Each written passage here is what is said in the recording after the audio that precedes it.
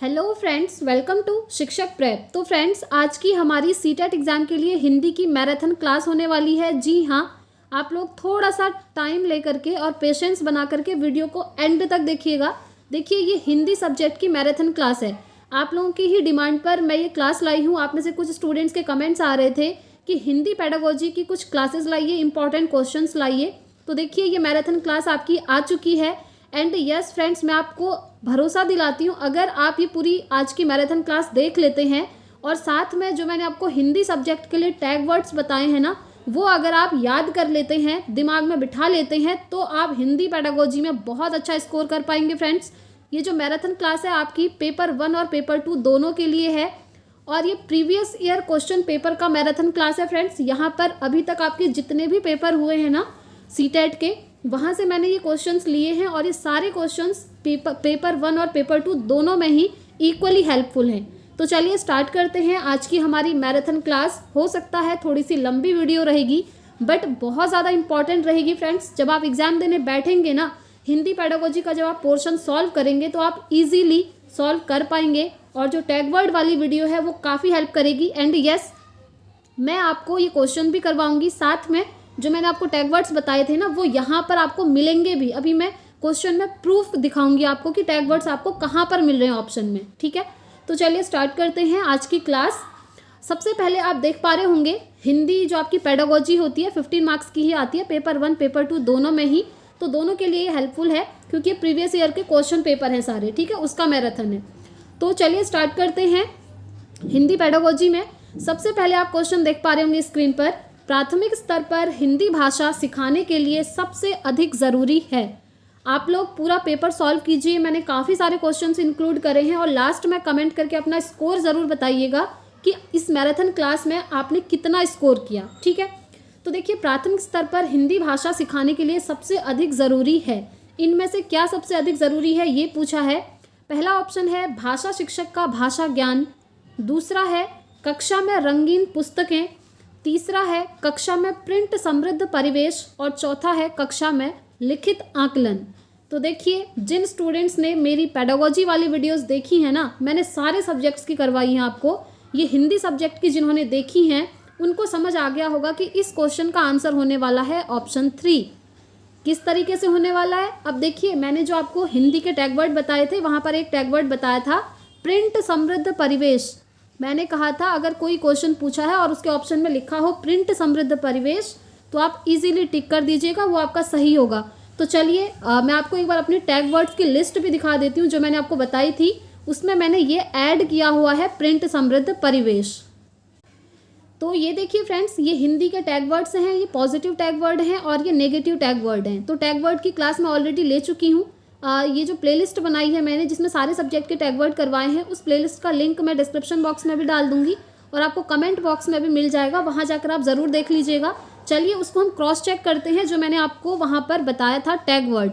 तो देखिए, यहाँ पर कहीं तो मैंने लिखा ही होगा क्योंकि वो बहुत ज़्यादा इंपॉर्टेंट है। ये देखिए, आपको दिख गया होगा प्रिंट समृद्ध परिवेश। मैंने आपको बताया था कि पॉजिटिव टैग वर्ड होता है ये, और ये जिस भी क्वेश्चन के ऑप्शन में आपको दिख जाए आप उसे टिक कर दीजिएगा, वो आपका सही हो गया। ठीक है, ये आपको प्रूफ भी दिख गया है। तो चलिए अब हम सीधा उसी क्वेश्चन पर चलते हैं। तो हम आ गए हैं उसी क्वेश्चन पर। तो इसका आंसर आप लोग समझ गए होंगे, कक्षा में प्रिंट समृद्ध परिवेश, ये इसका एकदम सही आंसर हो जाएगा। क्योंकि देखिए, प्रिंट समृद्ध परिवेश कहने का मतलब होता है कि क्लासरूम में आप कुछ इंपॉर्टेंट चीज़ें लगा रहे हो। जैसे होता है ना, क्लासरूम की वॉल पे कहीं टेबल लिखी होती हैं, कहीं महापुरुषों के बारे में लिखा होता है, तो इस तरीके से प्रिंट बना होता है। इसी को हम बोलते हैं प्रिंट समृद्ध परिवेश, जो कि प्राथमिक स्तर पर सबसे ज़्यादा अच्छा माना जाता है। चलिए नेक्स्ट क्वेश्चन देख लेते हैं फ्रेंड्स। बच्चे बोलचाल की भाषा का अनुभव लेकर विद्यालय आते हैं, इसका निहितार्थ है कि, इसका निहितार्थ क्या है। ऑप्शन फर्स्ट है बच्चों को बोलचाल की भाषा न सिखाई जाए, दूसरा है बच्चों की बोलचाल की भाषा को सुधारा जाए, तीसरा है बच्चों के भाषाई अनुभवों का उचित प्रयोग किया जाए और चौथा है बच्चों के भाषाई अनुभवों को कक्षा के बाहर रखा जाए। तो देखिए, अनुभव ये टैग वर्ड है, मैंने आपको बताया भी था। और जो अनुभव होते हैं ना, उनको क्लासरूम में शामिल करना चाहिए। ये मैं आपको हमेशा बोलती हूँ कि जो बच्चे हैं बोलचाल की भाषा का अनुभव लेकर विद्यालय आते हैं, हर किसी की मदर टंग अलग अलग होती है, तो उस मदर टंग का सम्मान करना है। ठीक है, तो जो थर्ड ऑप्शन में लिखा है कि बच्चों के भाषाई अनुभवों का उचित प्रयोग करना चाहिए, यही इसका राइट आंसर हो जाएगा। ऑप्शन 3 इसका राइट आंसर है। नेक्स्ट क्वेश्चन पे चलते हैं। भाषा सीखने सिखाने में आप किसे सबसे अधिक महत्वपूर्ण मानते हैं? तो बताइए किसे सबसे अधिक महत्वपूर्ण मानते हैं? संज्ञानात्मक विकास को मानते हैं, जो आपका दिमाग का विकास होता है उसकी बात हो रही है, या फिर आप सामाजिक अंतःक्रिया को सबसे ज़्यादा इम्पॉर्टेंट मानते हैं, या दृश्य श्रव्य सामग्री को इम्पॉर्टेंट मानते हैं, या फिर बाल साहित्य को इम्पॉर्टेंट मानते हैं? तो देखिए यहाँ पर बात हो रही है फ्रेंड्स भाषा सीखने सिखाने की, तो इसमें सामाजिक अंतःक्रिया ऑप्शन बी इसका बिल्कुल राइट आंसर हो जाएगा। ठीक है, ऐसा कैसे? तो देखिए सामाजिक अंतःक्रिया होती है सोशल इंटरेक्शन, जब बच्चे एक दूसरे के साथ आपस में बातचीत करते हैं। और किसी भी लैंग्वेज को सीखने सिखाने के लिए सबसे इम्पॉर्टेंट यही होता है कि बच्चे आपस में एक दूसरे से बातचीत करें, सामाजिक अंतःक्रिया करें, यानी कि सोशल इंटरेक्शन करें। ठीक है, आई होप आप लोग समझ गए होंगे। चलिए नेक्स्ट क्वेश्चन देख लेते हैं। क्वेश्चन नंबर 109 जो आप देख पा रहे हैं, हिंदी भाषा शिक्षक का यह प्रयास होना चाहिए कि वे, ऑप्शन 1 है बच्चों की भाषा संबंधी सहज रचना शक्ति को बढ़ने के अवसर दें। ये तो सही लग रहा है ना, अवसर देना है। बच्चों की मातृभाषा के स्थान पर हिंदी भाषा को ही कक्षा में स्थान दें। देखिए यहाँ पर उस चीज़ को ही स्थान देना है आपने, सिर्फ मातृभाषा के स्थान पर हिंदी भाषा को स्थान देना है, ऐसा नहीं होता है। नेक्स्ट है बच्चों द्वारा मानक भाषा का प्रयोग करने के अवसर दें। जी नहीं। नेक्स्ट है बच्चों को शिक्षाप्रद बाल साहित्य पढ़ने के भरपूर अवसर दें। ये भी सही है। ठीक है, देखिए अब ये मैंने कैसे पहचाना, पहले तो मैं टैग वर्ड्स के अकॉर्डिंग आपको बता देती हूँ। मैंने आपको नेगेटिव टैग वर्ड करवाए थे, उनमें बोला था कि अगर ही आपको कहीं दिख जाए, मात्र, केवल और ही, ये टैग वर्ड भी मैंने करवाए हैं। आप टैग वर्ड देख लीजिएगा जो मैंने करवाए हैं। यहाँ पर आप देख पा रहे होंगे ऑप्शन 2 में हिंदी भाषा को ही आ गया ना, मीन्स ये नेगेटिव टैग वर्ड हो गया। नेक्स्ट है बच्चों द्वारा मानक भाषा, मैंने ये भी बताया था कि मानक भाषा is a negative tag word. ठीक है, इसलिए ये ऑप्शन भी नहीं होगा। बट जो ऑप्शन फर्स्ट और फोर्थ हैं ये बिल्कुल सही लग रहे हैं दोनों। इसमें है कि बच्चों की भाषा संबंधी सहज रचना शक्ति को बढ़ने के अवसर दें, उनको अपॉर्चुनिटी दें, अच्छी बात है। फोर्थ ऑप्शन है बच्चों को शिक्षाप्रद बाल साहित्य पढ़ने के भरपूर अवसर दें। अब यहाँ पर आपको दिमाग लगाना होगा कि ज़्यादा अप्रोप्रिएट सही आंसर यहाँ पर कौन सा लग रहा है। तो हिंदी भाषा शिक्षक का प्रयास हमेशा ये होना चाहिए कि जो बच्चों की भाषा है ना उसको सहज रचना शक्ति को बढ़ने के अवसर देने चाहिए। ठीक है, ताकि बच्चा इस चीज़ को इजीली सीख पाए। तो ऑप्शन 1 इसका राइट आंसर हो जाएगा। चलिए आगे बढ़ते हैं। नेक्स्ट क्वेश्चन, कक्षा 5 के बच्चों के भाषा आकलन के संदर्भ में आप किस सवाल को सबसे कमज़ोर मानते हैं? सबसे कमज़ोर सवाल किसको मानते हैं? पहला है केशव सबसे क्या कहता होगा, कल्पना करके केशव के शब्दों में लिखो। दूसरा है यदि ईला तुम्हारे स्कूल में आए तो उसे किन किन कामों में परेशानी होगी। तीसरा है अपने दोस्तों से पूछकर पता करो कि कौन किस बात से घबराता है। एंड फोर्थ है ईदगाह कहानी में हामिद ने मेले से क्या खरीदा। देखिए अब यहाँ पर आपसे क्वेश्चन में पूछा है कि कक्षा 5 के बच्चों के भाषा आकलन के संदर्भ में आपने क्लास 5th के बच्चों के भाषा का आकलन करना है। अब भाषा का आकलन आप तब कर पाएंगे जब बच्चे से आप ऐसे क्वेश्चन पूछो जो निबंधात्मक हों, मतलब जिनमें बच्चों को बहुत कुछ सोचना पड़े और जिसके बहुत सारे मल्टीपल आंसर्स हो सकें। जैसे एक क्वेश्चन आपका होता है कि भारत की राजधानी क्या है, वो हो गया दिल्ली, तो बच्चा सिर्फ बोल देगा न्यू दिल्ली राजधानी होती है, आंसर खत्म। इससे आप आकलन नहीं कर सकते बच्चे का। बट वहीं पर अगर आपने बच्चे से क्वेश्चन किया कि जो भारत की राजधानी न्यू दिल्ली है उसकी कुछ विशेषताएं बताइए, तो वहाँ पर बच्चा बहुत सारी चीज़ें सोचेगा कि वहाँ की विशेषताएं क्या क्या हैं, और यहाँ पर सबसे ज़्यादा वो इंटरेक्शन करेगा और सबसे ज़्यादा बातचीत करेगा। उसके मन में जो भी चीज़ें हैं वो बाहर निकल करके आएंगी। इससे जो है बच्चे का आकलन ज़्यादा अच्छी तरीके से हो सकेगा, क्योंकि यहाँ पर बच्चे को बोलने के अवसर ज़्यादा मिल रहे हैं। तो अब आप क्वेश्चन इन ऑप्शन में देख सकते हैं।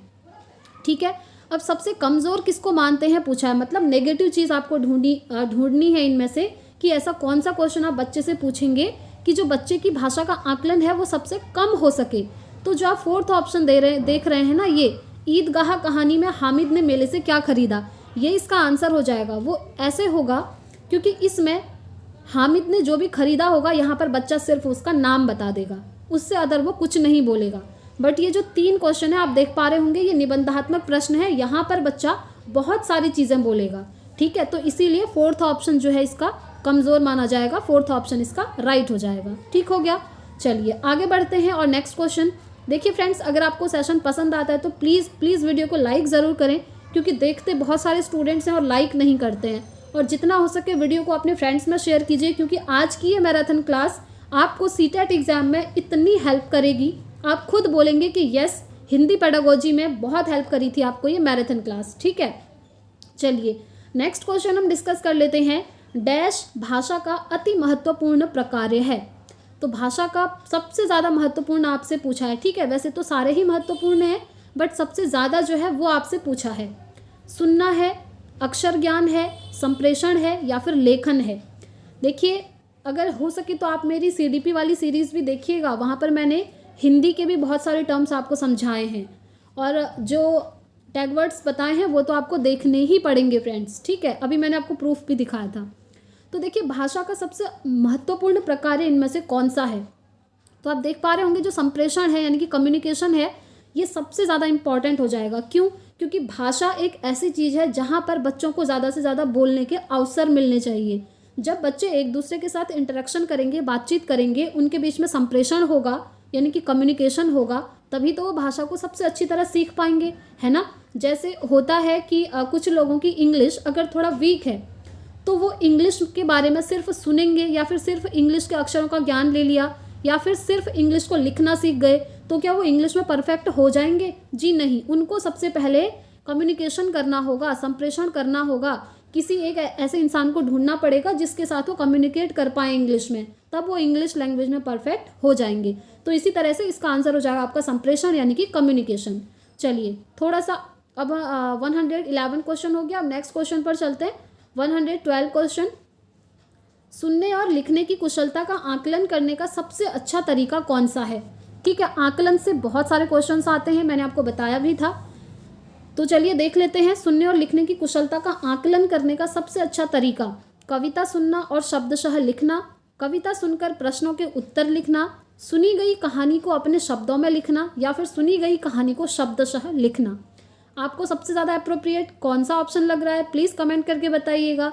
तो इसमें सबसे ज़्यादा अप्रोप्रिएट, सबसे ज़्यादा सही ऑप्शन है आपका सुनी गई कहानी को अपने शब्दों में लिखना। जब बच्चे किसी कहानी को जो उन्होंने सुनी है अपने शब्दों में लिखेंगे, तब जाकर उनका आकलन करना सबसे अच्छा रहेगा। ठीक है, क्योंकि वहाँ पर बच्चा क्या करेगा, अपने शब्दों में लिखेगा, जो चीज़ उसे समझ में आई है वो चीज़ लिखेगा, और यही बेस्ट होता है सुनने और लिखने की कुशलता का आकलन करने के लिए। ठीक है, अब यहाँ पर अगर बच्चा कविता सुनना और शब्दशः लिखना, जो कविता सुनी बस वैसे ही उसने उतार दी, या फिर प्रश्नों के सीधे सीधे उत्तर लिख दिए, या फिर सुनी गई कहानी को शब्दशः वैसा ही उतार दिया, तो ये चीज़ें अच्छी नहीं मानी जाती है। सबसे अच्छा होगा जब वो अपने शब्दों में कहानी को लिखेगा। ठीक है, तो ऑप्शन 3 इसका राइट आंसर हो जाएगा।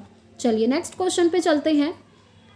सार्थक पढ़ते समय कभी कभी वाक्यों, शब्दों की पुनरावृत्ति करता है, यह भाषाई व्यवहार दर्शाता है कि, क्या दर्शाता है ये आपसे पूछा है। वह पढ़ने में अधिक समय लेता है, वह अटक अटक कर पढ़ता है, वह समझ के साथ पढ़ने की कोशिश करता है, या फिर उसे लंबे शब्दों को पढ़ने में कठिनाई होती है। तो इसका राइट आंसर क्या होगा, वो हो जाएगा कि वह समझ के साथ पढ़ने की कोशिश करता है। देखिए मैंने आपको हमेशा बोला है कि सीटेट में बच्चे को कभी भी आप गलत नहीं मान सकते। ठीक है, अब यहाँ पर लिख दिया कि वो अटक अटक कर पढ़ रहा है, ऐसा नहीं होगा। वो ज़्यादा समय ले रहा है, जी नहीं। पढ़ने में उसको कठिनाई होती है, नहीं। वो किसी भी चीज़ को अटक अटक कर यानी कि किसी भी शब्दों को पुनरावृत्ति करके बार बार उन वर्डों को बोल रहा है, वो इसलिए क्योंकि वो उस चीज़ को समझ के साथ पढ़ने की कोशिश कर रहा है। ठीक है, ऑप्शन 3 इसका राइट आंसर हो जाएगा। नेक्स्ट क्वेश्चन, हिंदी भाषा में आकलन का उद्देश्य नहीं है। देखिए नहीं, नेगेटिव क्वेश्चन आपसे पूछ लिया। अब इस नेगेटिव क्वेश्चन में आप क्या करेंगे, नेगेटिव टैग वर्ड को ढूंढेंगे। ठीक है, जो मैंने आपको बताया भी था, आई होप आपको याद आ गया होगा। तो देखिए हिंदी भाषा में आकलन का उद्देश्य कौन सा नहीं है। पहला है बच्चों की भाषा प्रगति को अभिभावकों और अन्य शिक्षकों को बताना, ये तो भाई सही लग रहा है। नेक्स्ट है भाषा सीखने के संदर्भ में प्रत्येक बच्चे के विशेष आवश्यकताओं की पहचान करना, ये भी सही है। भाषा सीखने सिखाने की प्रक्रिया को उन्नत बनाना, बिल्कुल, ये तो पॉजिटिव है। और लास्ट है बच्चों की भाषागत त्रुटियों की ही पहचान करना। अब आपने टैग वर्ड भी पकड़ लिया होगा और आप समझ भी गए होंगे। ही यहाँ पर आ गया, केवल, मात्र, ही, सिर्फ, ये जहाँ भी आते हैं मैंने बोला था नेगेटिव चीज़ होती है और क्वेश्चन में आपसे नेगेटिव ही पूछा है तो ये नेगेटिव ऑप्शन ही आपका राइट हो जाएगा यहाँ पर। ठीक है, तो आकलन का उद्देश्य सिर्फ ये नहीं होता है कि बच्चों ने क्या त्रुटियाँ की हैं। आकलन का बहुत सारे उद्देश्य होते हैं। त्रुटियों की पहचान करना उद्देश्य होता है, उसके बाद उन त्रुटियों को दूर करने का काम भी होता है, इसीलिए ये ऑप्शन यहाँ पर राइट हो जाएगा। ठीक है, चलिए नेक्स्ट क्वेश्चन पे चलते हैं। क्वेश्चन नंबर 115, आपके विचार से प्राथमिक स्तर पर उत्कृष्ट लेखन कार्य का उदाहरण है। कौन सा उदाहरण है? छुट्टियां कैसे मनाई, इस विषय पर अनुच्छेद लिखना। दूसरा है मेरे सपनों का भारत विषय पर अनुच्छेद लिखना। तीसरा है पाठ्य पुस्तक से इतर कठिन शब्दों का श्रुत लेखन। एंड फोर्थ है किसी आंखों देखी घटना का लिखित वर्णन करना। तो इसका राइट आंसर हो जाएगा फ्रेंड्स ऑप्शन 4। ठीक है, प्राथमिक स्तर पर उत्कृष्ट लेखन कार्य का उदाहरण, तो ये सबसे बेस्ट होगा क्योंकि बच्चे ने अगर कोई चीज़ खुद से अपने आंखों से देखी है तो उसका वर्णन वो अपने शब्दों में बहुत अच्छे तरीके से कर पाएंगे। ठीक है, ये सबसे बेस्ट होता है, तो option 4 is the right answer. Next question, question number 116 देख लीजिए। भाषा सीखने के संदर्भ में कौन सा कथन सही है? सही कथन पूछा है।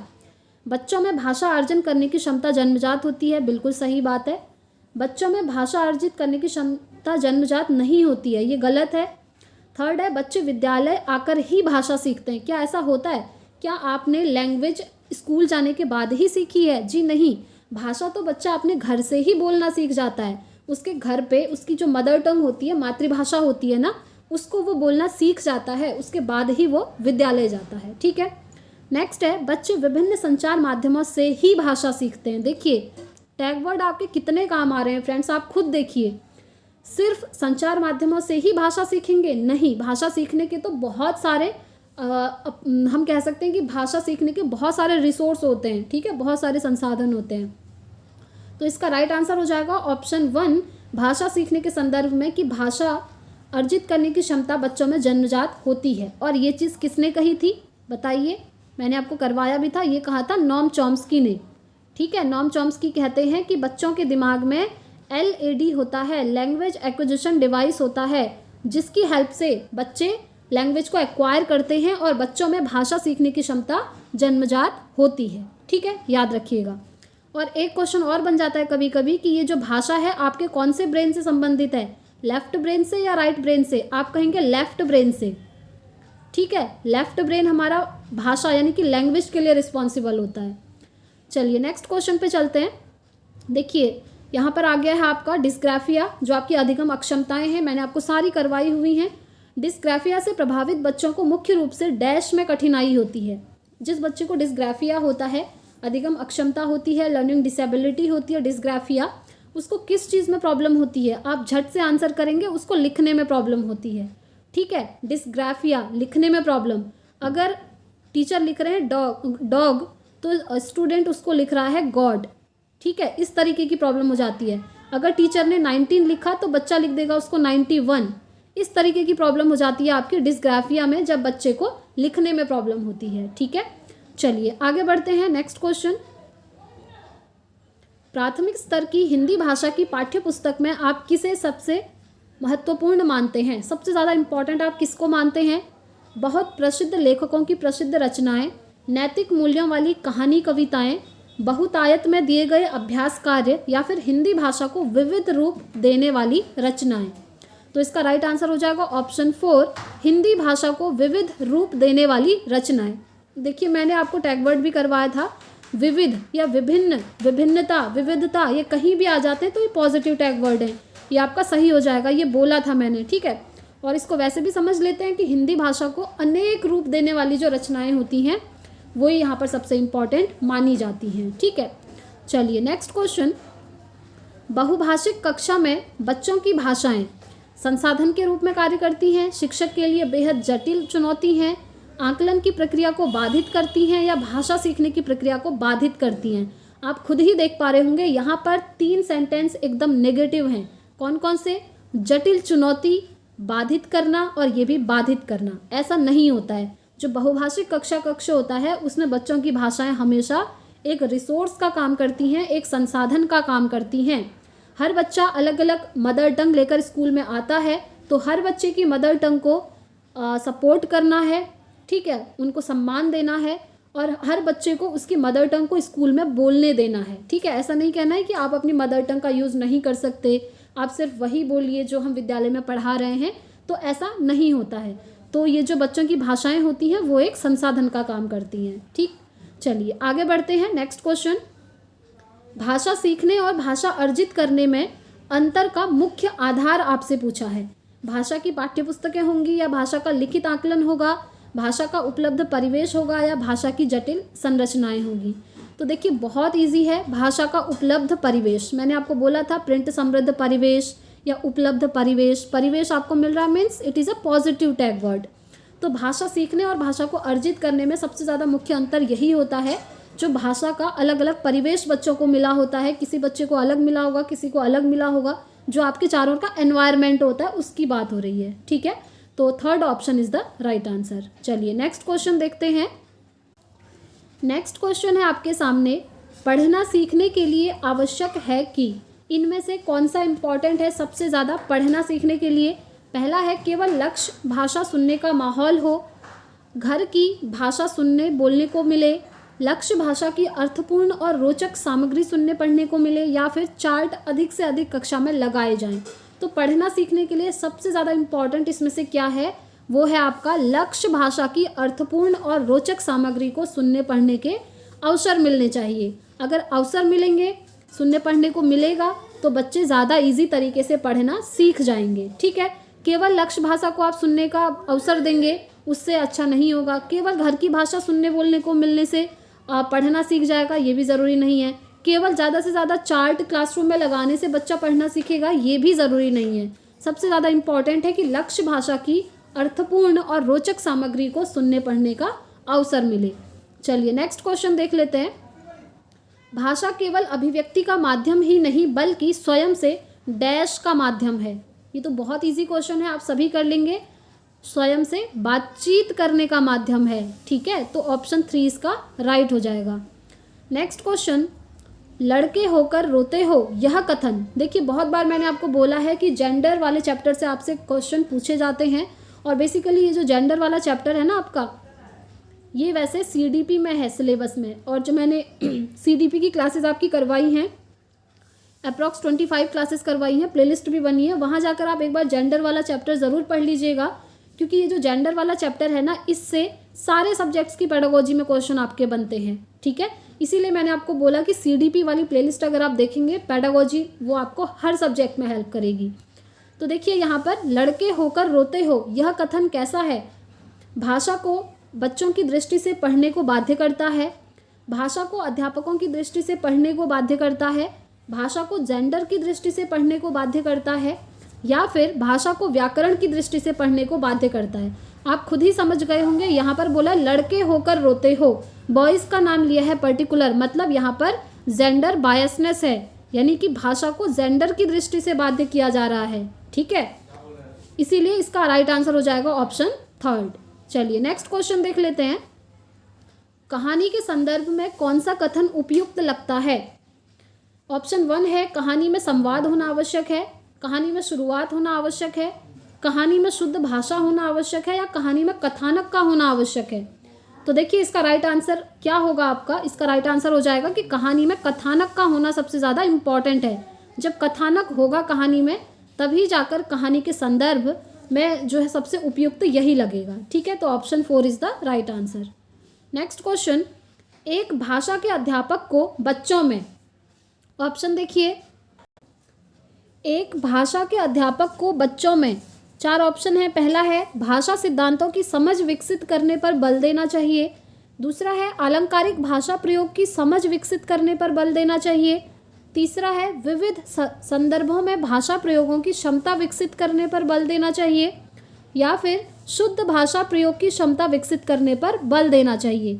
अब आपको ये सारे ही ऑप्शन सही लग रहे होंगे, बट इसका राइट आंसर तो एक ही होगा, जो होगा आपका ऑप्शन 3, विविध संदर्भों में भाषा प्रयोग की क्षमता विकसित करने पर बल देना चाहिए। मैंने आपको हमेशा बोला है, जहाँ भी आपको दिख जाएगा कि विविध संदर्भों में या फिर विभिन्न संदर्भों में भाषा को प्रयोग करना, अलग अलग संदर्भ में, ठीक है, तो ये आपका हमेशा राइट होता है।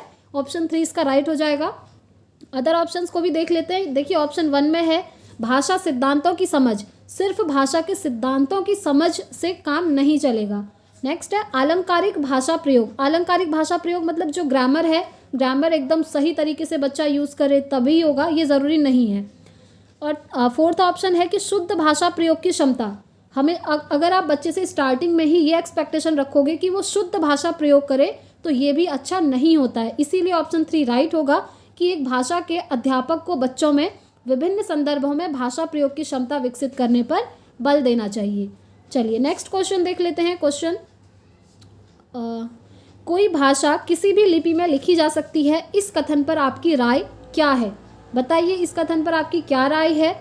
यह बिल्कुल संभव नहीं है, या फिर यह बहुत हद तक संभव है, या हर भाषा की अपनी लिपि होती है, या फिर भाषा और लिपि के बीच में एक सीधा संबंध है? तो देखिए हर भाषा की अपनी लिपि हो ये ज़रूरी नहीं होता है, ठीक है। इसका राइट आंसर हो जाएगा फ्रेंड्स ऑप्शन 2। ये जो है बहुत ज़्यादा हद तक संभव है। आप ये नहीं कह सकते कि संभव नहीं है, ये संभव होता है, बहुत ज़्यादा हद तक ये संभव हो सकता है। चलिए नेक्स्ट क्वेश्चन देख लेते हैं। नेक्स्ट है भाषा सभी विषयों के डैश में है, पढ़ने में है, अध्यायों में है, केंद्र में है या प्रारंभ में है? तो इसका आंसर तो बहुत ईजी है, जो आप सभी ने कर ही दिया होगा। इसका राइट आंसर होगा केंद्र में है। जो आपकी लैंग्वेज होती है वो हर सब्जेक्ट के केंद्र में है। ये इसलिए क्योंकि भाषा को छोड़कर आप अदर सब्जेक्ट देखिए, जैसे इंग्लिश है, मैथ्स है, साइंस है, एसएसटी है, संस्कृत है, आप उन सारे सब्जेक्ट्स को तब सीख पाएंगे जब आपको भाषा का नॉलेज होगा। अगर आपको भाषा बोलना ही नहीं आएगा, भाषा समझ ही नहीं आएगी, तो आप अदर सब्जेक्ट्स को कैसे सीखेंगे?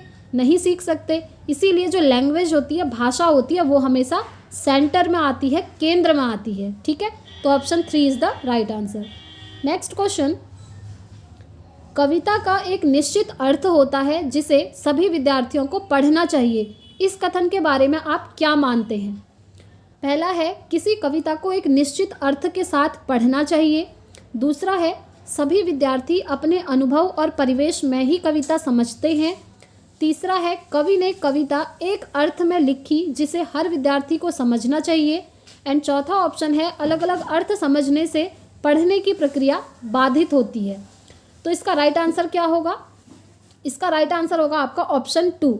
देखिए सभी विद्यार्थी अपने अनुभव और परिवेश में कविता को समझते हैं, बिल्कुल सही बात है।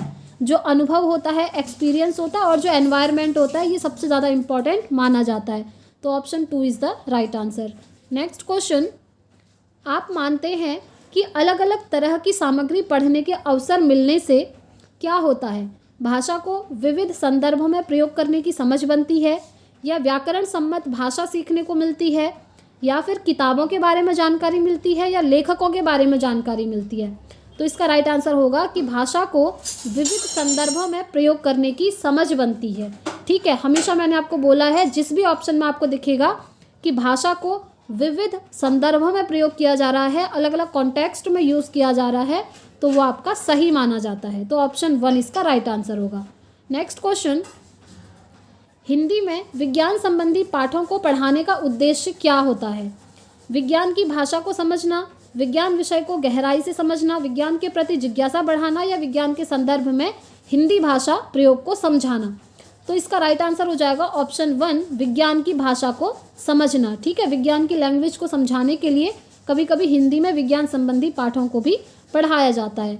नेक्स्ट क्वेश्चन है, लेखन क्षमता के आकलन के लिए अभिव्यक्त विचारों को जांचना होगा, व्याकरण सम्मत भाषा को देखना होगा, अर्थपूर्ण वाक्यों और संदर्भों को देखना होगा, या फिर लिखावट की सफाई और सुंदरता को जांचना होगा? देखिए मैंने आपको हमेशा से बोला है कि जो लेखन क्षमता होती है ना, आपका लिखना होता है, उसमें अर्थ को समझना भी इम्पॉर्टेंट होता है। ये चीज़ मैंने आपको बताई थी पेडागोजी में, तो यही इसका राइट आंसर होगा। अर्थपूर्ण वाक्य और संदर्भों को देखना होगा। देखिए 2 टैग वर्ड आ गए हैं, एक तो अर्थपूर्ण और दूसरा संदर्भों में भाषा प्रयोग। ये मैंने आपको बहुत बार बताया है। चलिए नेक्स्ट क्वेश्चन देख लेते हैं।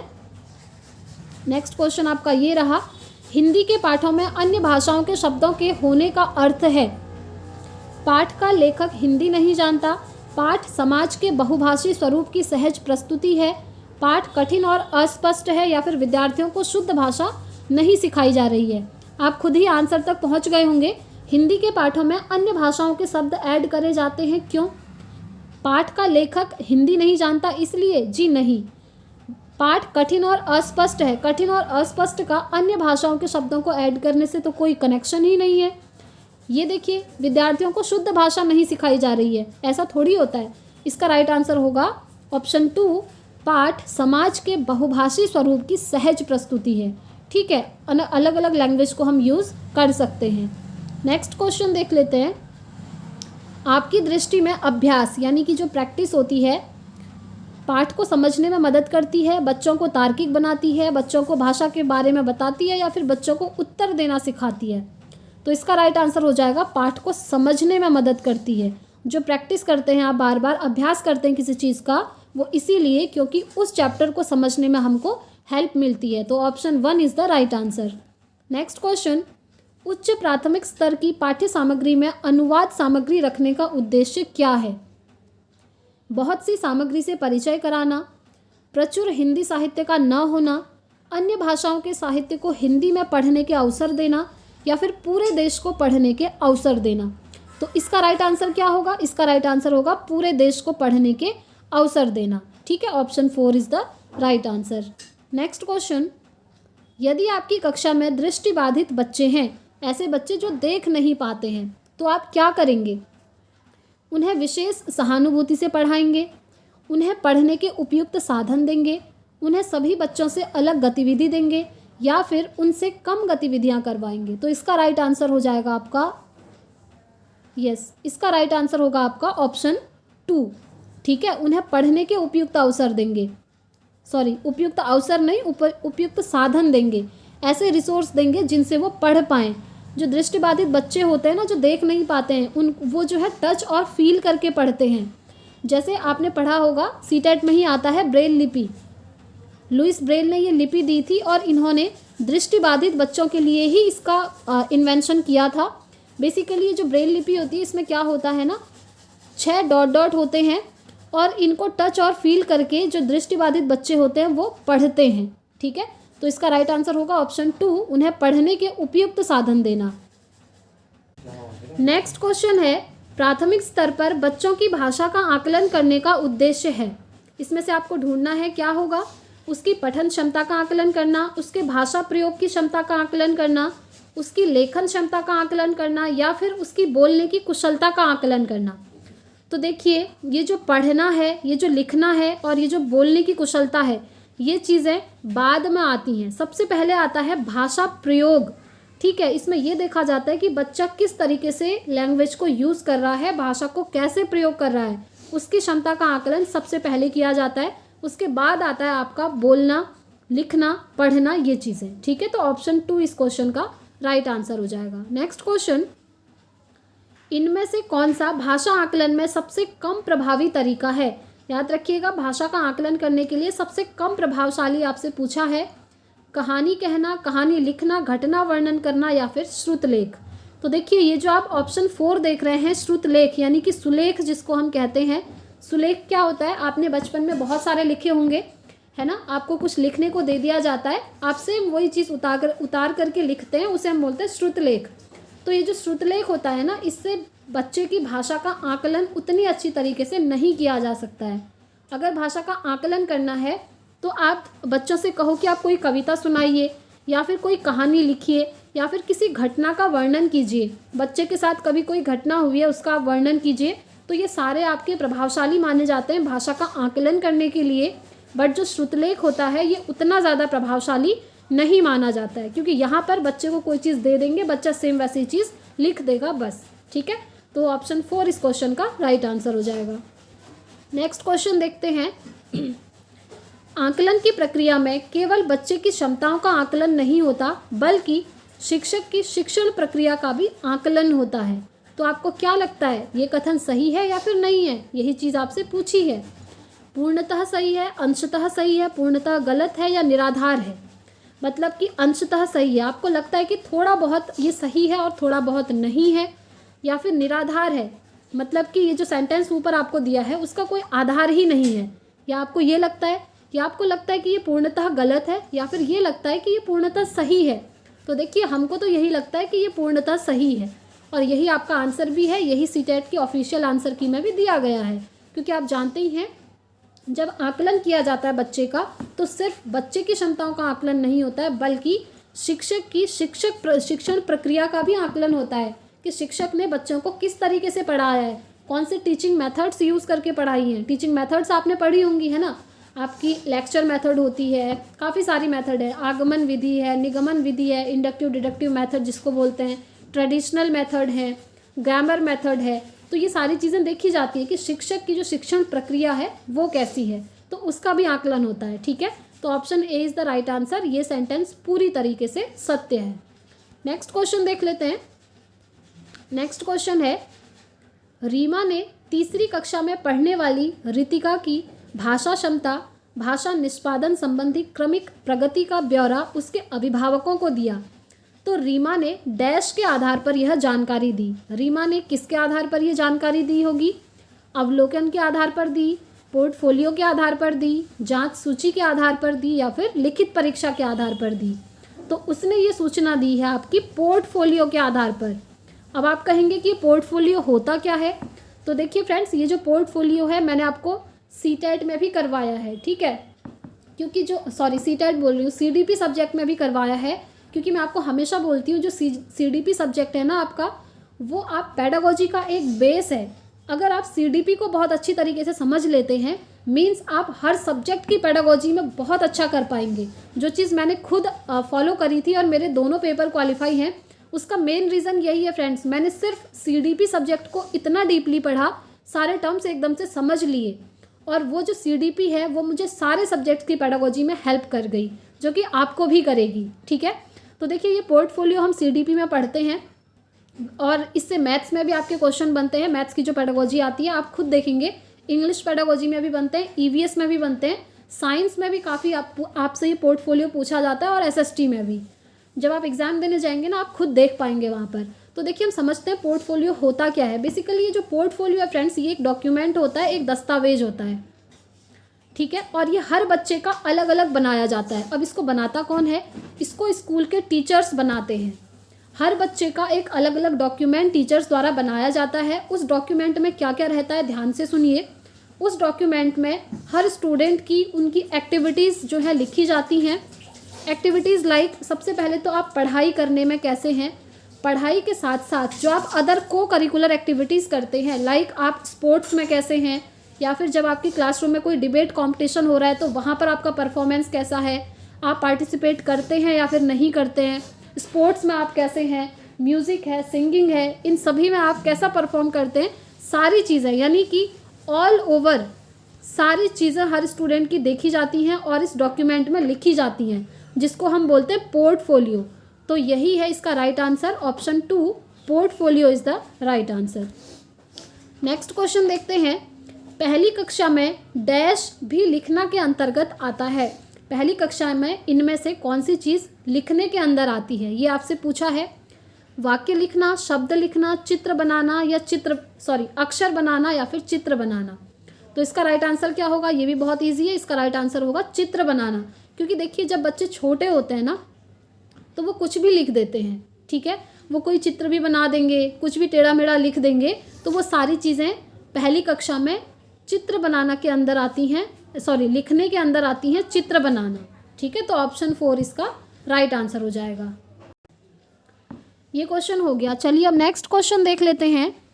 प्राथमिक स्तर पर पढ़ना सीखने में सबसे कम महत्वपूर्ण क्या है? अनुमान लगाना, संदर्भानुसार अर्थ निकालना, अक्षरों की पहचान करना, या पढ़ने का उद्देश्य। तो आपसे पूछा है कि सबसे कम महत्वपूर्ण क्या है। तो देखिए सबसे कम महत्वपूर्ण होगा आपका अक्षरों की पहचान करना। ठीक है, अनुमान लगाना, संदर्भानुसार अर्थ निकालना और पढ़ने का उद्देश्य, ये तीनों जो है आपके मेन होते हैं, बट अक्षरों की पहचान करना ये सबसे कम इम्पॉर्टेंट होता है। ठीक है, तो ऑप्शन 3 इसका राइट आंसर हो जाएगा। चलिए नेक्स्ट क्वेश्चन देख लेते हैं। भाषा अर्जन क्षमता किसके साथ संबंधित है? भाषा अर्जन क्षमता, देखिए मैंने आप लोगों को सीटेट में फुल फॉर्म करवाए थे, आपको याद होंगे। भाषा अर्जन क्षमता है आपकी लैंग्वेज एक्विजिशन डिवाइस, ठीक है, या लैंग्वेज एक्विजिशन एबिलिटी भी आप कह सकते हैं। तो भाषा अर्जन क्षमता बच्चों में जन्मजात होती है। ये चीज़ कही थी किसने, याद करिए, नोम चॉम्स्की ने कही थी, ठीक है। तो Chomsky is the right answer. Chomsky कहते हैं कि बच्चों के दिमाग में LAD होता है, लैंग्वेज एक्विजिशन एक डिवाइस होता है जिसकी हेल्प से बच्चे भाषा को अर्जित करते हैं और बच्चों में भाषा अर्जित करने की क्षमता जन्मजात होती है। देखिए मैंने आपको सभी के फुल फॉर्म करवाए हैं, अभी मुझे याद आया इसीलिए आप लोगों को बता रही हूँ। LAD हो गया आपका, बिक्स हो गया आपका, परख है, CCE है, NCF है, NEP है। इनके फुल फॉर्म आपसे काफ़ी पूछे जाते हैं। कैल्प है, कैल्प यानी कि CALP, बिक्स यानी कि BICS, basic interpersonal communication skill, ठीक है। तो ये सारे फुल फॉर्म मैंने आपको करवाए हैं, आप ज़रूर से देख लीजिएगा। एंड यस फ्रेंड्स, अगर आप चाहें तो CTET CDP के हैंड रिटन नोट्स मुझसे ले सकते हैं। मैंने CDP सब्जेक्ट के हैंड रिटन नोट्स बनाए हैं जो आपको बहुत ही कम प्राइस में यानी कि ओनली 80 रुपीज़ में मिल जाएंगे। आप व्हाट्सएप पर मैसेज कर सकते हैं, मैं आपको नंबर बता देती हूँ। ये जो आप नंबर देख रहे हैं इस नंबर पर आप व्हाट्सएप पर मैसेज कर सकते हैं। मैसेज के थ्रू आप मुझसे CDP सब्जेक्ट के नोट्स ले सकते हैं जो आपको बहुत ही कम प्राइस पर अवेलेबल हो जाएंगे। PDF फॉर्मेट में ये नोट्स हैं फ्रेंड्स। ये मैंने सारे टू द पॉइंट बनाए हैं CTET को ध्यान में रखते हुए। वहाँ पर आपको सारी चीज़ें मिल जाएंगी जो कि इम्पॉर्टेंट हैं, ठीक है। तो चलिए हो गया ये। भाषा अर्जन क्षमता किससे संबंधित है, नोम चॉम्स्की ने, क्योंकि उन्होंने कहा था बच्चों के दिमाग में LAD होता है जिसकी हेल्प से बच्चा लैंग्वेज को एक्वायर करता है और बच्चों में लैंग्वेज एक्वायर करने की इनेट एबिलिटी होती है यानी कि जन्मजात क्षमता होती है। और ये एक चीज़ और कहते हैं, वो भी मैं आपको बता देती हूँ। ये कहते हैं कि ये जो LAD होता है ना, लैंग्वेज एक्विजिशन डिवाइस, भाषा अर्जन यंत्र, ये स्टार्टिंग 5 साल तक बहुत ज़्यादा एक्टिवली काम करता है बच्चों में और 5 साल के बाद ये LAD वीक होने लगता है। ये चीज़ कहते हैं नोम चॉम्स्की, ठीक है। ये चॉम्स्की वाला चैप्टर भी मैंने CDP में आपको अलग से करवाया है, आपको नोट्स में मिल जाएगा। चलिए नेक्स्ट क्वेश्चन देख लेते हैं। प्राथमिक स्तर पर भाषा सीखने में भाषा संबंधी कौन सा संसाधन सर्वाधिक महत्वपूर्ण है, सबसे ज़्यादा महत्वपूर्ण? कंप्यूटर है, बाल साहित्य है, समाचार पत्र है या टेलीविज़न है?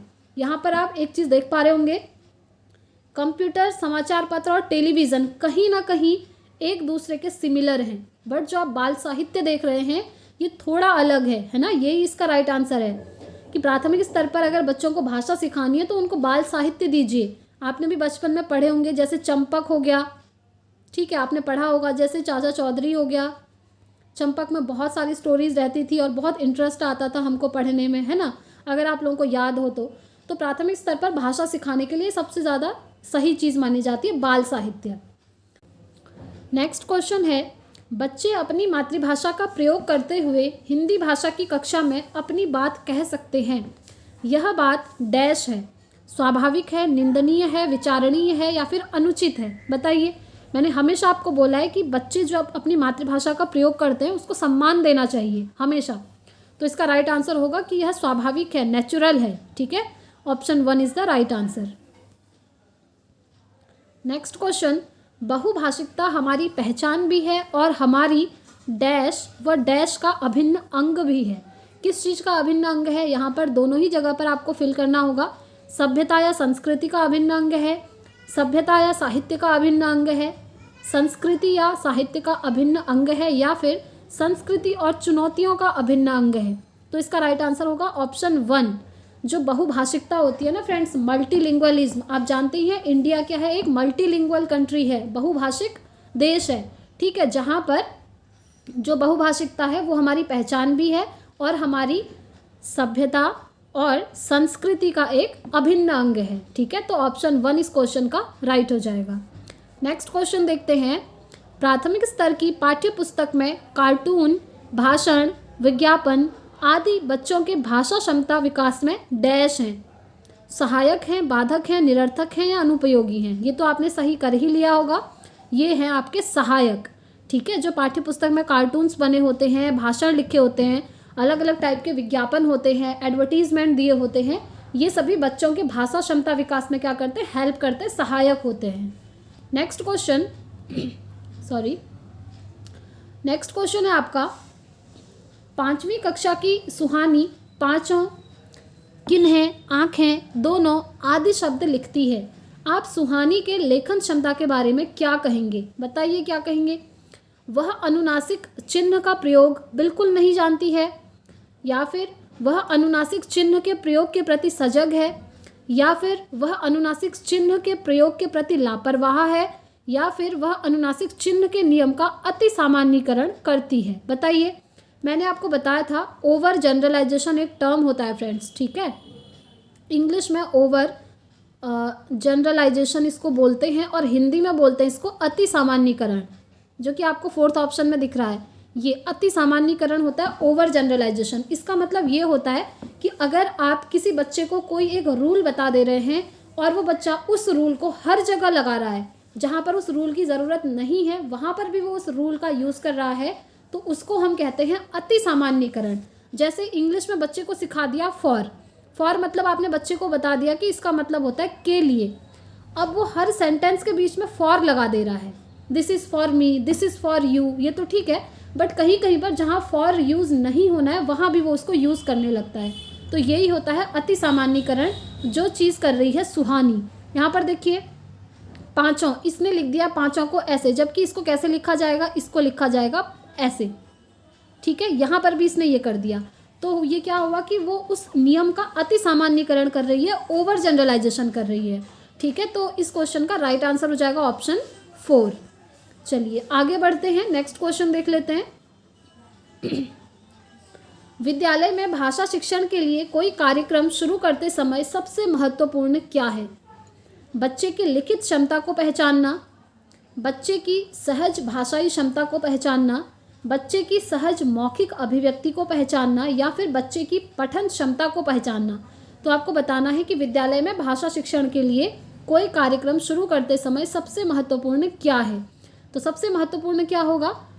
बच्चे की सहज भाषाई क्षमता को पहचानना, यानी कि बच्चे की जो भाषाई क्षमता है सहज रूप से वो कैसी है उसको पहचानना, ठीक है। यहाँ पर टैग वर्ड्स भी आपके काम कर रहे हैं। टैग वर्ड्स तो आपकी पेडागोजी में हर जगह काम करेंगे। देखिए सहज अभिव्यक्ति, सहज रूप से, सहज मैंने आपको बताया था जहाँ भी मिल जाए पॉजिटिव चीज़ है। तो इसका राइट आंसर होगा बच्चे की सहज भाषाई क्षमता को पहचानना। नेक्स्ट क्वेश्चन, कई बार बच्चे जब स्कूल आते हैं तो 2 या 3 भाषाओं को डैश और बोलने की क्षमता लेस होते हैं। तो इसका राइट आंसर हो जाएगा समझने के लिए होते हैं, ठीक है। ये होगा कई बार बच्चे जब स्कूल आते हैं तो 2 या 3 भाषाओं को समझने और बोलने की क्षमता के साथ आते हैं, ठीक है, लेस नहीं होगा यहाँ पर। तो इसका राइट आंसर होगा समझने और बोलने की क्षमता के साथ। Option 4 is the right answer. Next question, किसी विषय को सीखने का मतलब है उसकी डैश को सीखना और उसकी डैश को सीखना। किस चीज़ को सीखना? अवधारणाओं और विषय वस्तु को सीखना, विषय वस्तु और उपयोगी को सीखना, अवधारणाओं और शब्दावली को सीखना, या फिर शब्दावली और विषय को सीखना। तो इस क्वेश्चन का राइट आंसर क्या होगा? इस क्वेश्चन का आपका राइट आंसर हो जाएगा ऑप्शन 3। किसी विषय को सीखने का मतलब होता है उसकी अवधारणाओं को सीखना, यानी कि उसमें जो कॉन्सेप्ट दिए हैं उनको सीखना, और साथ में उसकी शब्दावली को सीखना, ठीक है। ऑप्शन 3 इस क्वेश्चन का राइट आंसर हो जाएगा। तो फ्रेंड्स, ये थी आपकी आज की मैराथन क्लास हिंदी पेडागोजी की। आई होप आपको क्लास पसंद आई होगी। पसंद आई है तो प्लीज़ लाइक एंड शेयर करें, एंड यस आप लोग कमेंट करके अपना स्कोर ज़रूर बताएं कि आपने कितना स्कोर किया आज की मैराथन क्लास में हिंदी पेडागोजी की।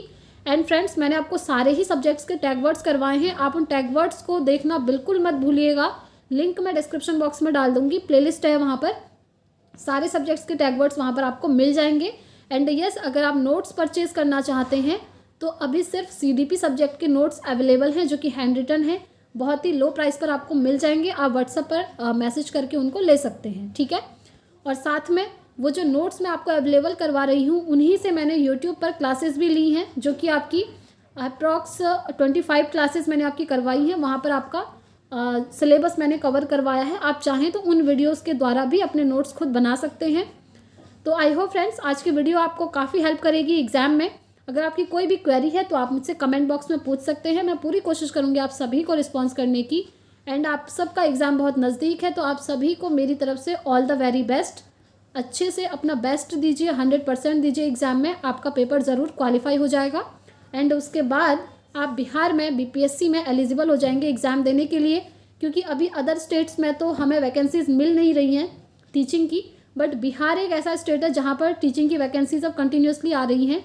और जैसा कि आप जानते ही हैं, बिहार के बीपीएससी के जो चेयरमैन हैं अतुल प्रसाद जी, उन्होंने बोला है हर साल अगस्त में आपका बीपीएससी करवाया जाएगा। तो अगस्त में बीपीएससी होना है, तो अगस्त से पहले पहले फरवरी में आपका रिजल्ट आ जाएगा, तो आप इसके लिए भी एलिजिबल हो जाएंगे। एंड DSSS भी आपके सामने है फ्रेंड्स। जब तक DSSS का फॉर्म फिलअप होगा ना, तब तक आपका सीटेट का रिजल्ट भी आ जाएगा, तो आप लोग DSSB के लिए भी यहाँ पर एलिजिबल हो जाएंगे इस बार। तो आप सभी के लिए बहुत अच्छी अपॉर्चुनिटी है, इसलिए सबसे पहले आप लोग अपना सीटेट पर फोकस कीजिए, उसको अच्छे मार्क्स के साथ क्वालिफाई कीजिए। एंड क्वालिफाइंग नेचर का एग्जाम है, आप जानते ही हैं। अगर आप जनरल कैटेगरी से हैं तो क्वालिफाई होने के लिए आपको 90 मार्क्स चाहिए सीटेट में। एंड अगर आप OBC SC ST कैटेगरी से हैं तो आपको 82 मार्क्स चाहिए सीटेट क्वालिफाई करने के लिए। ठीक है, तो इस वीडियो में इतना ही रखते हैं फ्रेंड्स, मिलते हैं अब हम नेक्स्ट वीडियो में नेक्स्ट अपडेट के साथ। Thanks for watching.